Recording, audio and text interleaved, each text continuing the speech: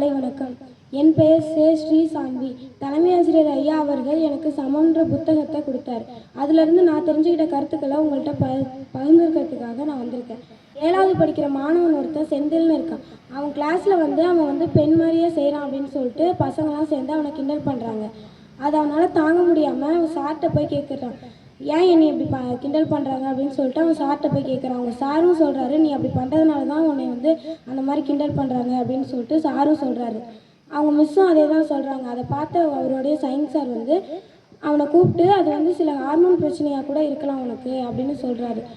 என்ன ஹார்மோன் பிரச்சனைனா, எக்ஸ் ஹார்மோனும் சேரும்போது ஒரு பெண்ணாகவும், ஒய் ஹார்மோனும் சேரும்போது ஒரு ஆணாகவும், அந்த மாதிரி எக்ஸ் ஹார்மோனும் ஒய் ஹார்மோனும் சேரும்போது ஒரு திருநங்கையாக இருப்பாங்க, அந்த மாதிரி கூட இருக்கலாம் அப்படின்னு சொல்லிட்டு அவங்க சாரும் சொல்கிறாரு.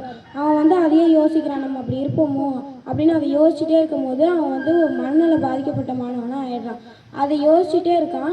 அவங்க வீட்லேயும் அவங்க அப்பாட்டையும் போய் கேட்குறான். அவங்க அப்பாவும் அதே தான் சொல்கிறாரு.